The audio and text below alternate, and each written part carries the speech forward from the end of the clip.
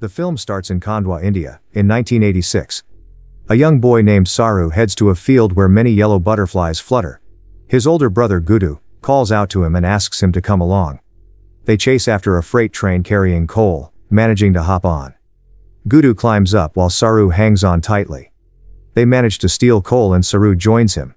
The officer catches them and yells, making Saru jump off before the train goes through a tunnel. Gudu applauded this act. Later, Saru and Gudu go to a village and sell coal. In the Khandwa village, they trade the coal for milk at the market. Saru spots vendors making jalebi, a local treat, and wants some. Gudu tells Saru that one day they will have it. They dream of owning a shop and selling it. But for now, they only buy the milk and return home. Back home, they share the milk with their mom and little sister, Shakila. Saru offers milk to his mom before she heads to work, leaving him to watch over Shakila. When Gudu gets ready for his job, having to leave the house for a week, Saru insists on joining. Gudu wants Saru to be with Shakila, but he says that mother will be with her. Gudu initially refuses, but Saru tries to prove he can help by lifting heavy things. Eventually, Gudu agrees.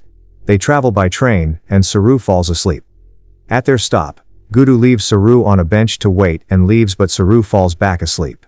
Hours later, Saru wakes up on the bench, realizing his brother hasn't returned. Alone at the train station, he spots two huge water tanks. He calls for Gudu, but there's no answer. Saru starts walking and ends up on an empty train, still searching. He falls asleep in one of the compartments. The train moves through India, but he is all alone.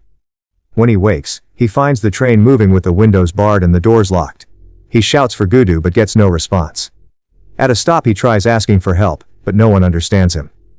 Several days later, traveling 1,600 kilometers away from his home, the train arrives in Calcutta, far away from where Saru got on. Unable to speak the local Bengali language, he tries to find his way back to his brother. At a ticket counter, he asks the sales agents in the ticket booth saying, "Ganastale," but the attendant doesn't recognize the language as everyone there is Bengali. In turn, Saru gets pushed away by other passengers. Lost and hungry, Saru finds water from a faucet and sees another lost girl drinking too. He follows her to the station, where he sees street children lying on cardboard. One boy offers him a spot. Saru smiles and lies down, falling asleep. He wakes to screaming as men try to take the children. Saru runs, chased by a man, and finds himself on a bridge. Below he sees people sleeping, lit by candles. He prays at the statue of Durga, a Hindu goddess, and takes some food offerings to eat behind the statue before falling asleep. Waking to the sounds of people praying, he returns to the station, retrieves his cardboard box, and continues wandering the city. He meets Noor, who happens to speak Hindi. She takes him to her apartment, where she feeds, bathes and clothes him. Noor promises that a man named Rawa will help him find his way home and put him to bed. The next morning, Rawa inspects Saru and tells Noor that he's what they're looking for. Saru senses their sinister intentions and escapes when Noor tries to catch him. Living under Howrah Bridge for 2 months, one day he finds a spoon in debris and keeps it. Then, he sits across from a cafe where a young man is eating. Saru is inspired by his manners and starts to mimic him. That catches the attention of a young man from a restaurant who notices him mimicking his actions. The man speaks to Saru and takes him to the police, explaining his situation. There, the police ask where he's from and where his family is, but none of the answers seem familiar to them. Unable to locate his family, the police officer takes a photo of Saru to put up missing posters and identify any family. Then they put him in an orphanage with many other children. There, he meets a girl who warns him it's not a good place. He starts to go to the school on site. One night, a boy is causing a commotion and he is taken out to be punished. Meanwhile, the others try to comfort themselves by singing.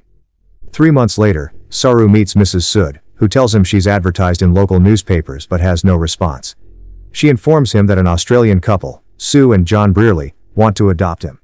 Mrs. Sood shows him pictures of the couple and their home in Tasmania, Australia, and gives him their photo to keep. She also teaches Saru and other children basic English.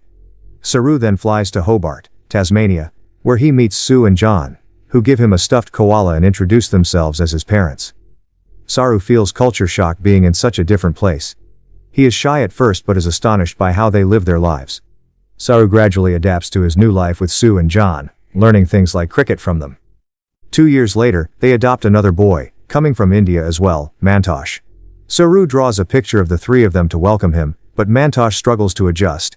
He is impatient and more annoying, which ends up in him dealing with anger and self-harm, which troubles Sue deeply.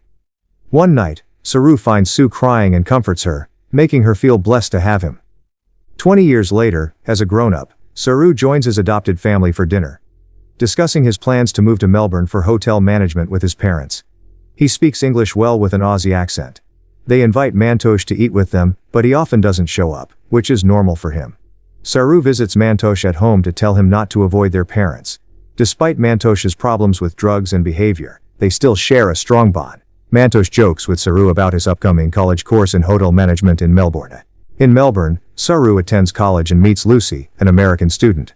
Soon they started talking more and with aligning interests, formed a romantic relationship.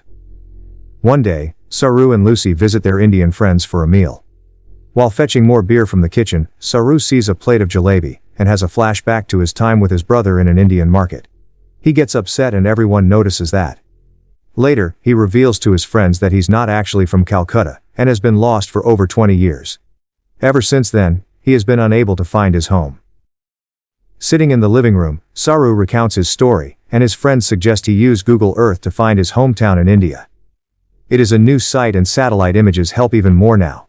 Saru begins his search, calculating how far he might have traveled.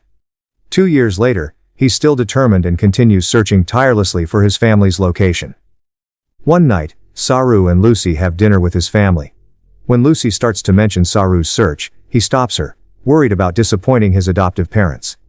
The dinner becomes awkward, especially when Mantosh's condescension leads to a confrontation with Saru, resulting in Mantosh's self-harm being stopped by their father. As 2 years pass, Saru starts distanced himself from Lucy, feeling overwhelmed by his family's emotional journey during his disappearance. He ends their relationship, believing she deserves better. Months go by without progress in finding his hometown. His father John comes and tries to talk with him, but Saru has shut himself off and doesn't respond at all. One day, while Saru is in the down escalator at the mall, he passes Lucy, going up. They reunite and he tells her how his search is progressing. His parents now are invited to his home and he reveals the map that he's become obsessed with. They are relieved to know that that is what was preoccupying him, and it wasn't personal when he didn't talk to them for long periods of time. Saru visits his mom and discovers she's not infertile. Sue shares her childhood, and how she and John have always chosen adoption to help those in need, believing there are already too many people on Earth. This changes Saru's perspective on Mantosh, and he decides to apologize to him. One evening, Saru continues searching Google Earth, expanding his radius. Suddenly, he sees a part of the map beyond the line and has a flashback to running through fields filled with yellow butterflies as a child. He recognizes the places he used to run and eventually finds the neighborhood outside Khandwa, called Ganesh Talai. Realizing it's his hometown, Saru feels comforted by remembering the exact way to his home. Saru visits Lucy early in the morning and shares the news of finding his hometown. Lucy is thrilled and embraces him, agreeing to wait for his return as he plans to visit India. Soon after, Saru brings his parents to his flat and reveals his search. His adoptive mom fully supports him, expressing her hope that he finds his hometown to reassure them of his safety and growth. Upon arriving in Khandwa, Saru checks into a hotel and takes a walk, following the tracks from his childhood. Flashbacks flood his mind as he reaches Ganesh Talai and discovers his old home is now a goat barn.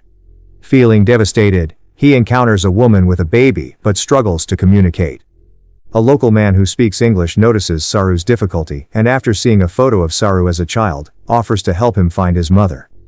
Saru follows him, filled with hope. As Saru approaches his mother, emotions overwhelm him.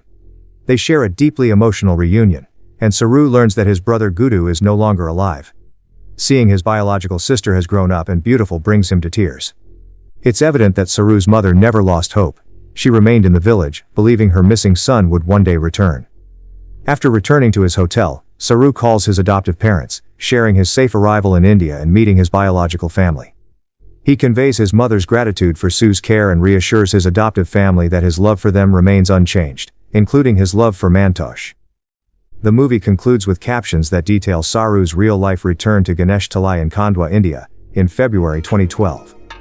It features photos of the actual Sue and John Brierley with young Saru and Mantosh, followed by footage of Saru introducing Sue to his biological mother in India. Later, Saru discovers that he's been mispronouncing his own name all those years. It's actually pronounced Sharu, which means lion.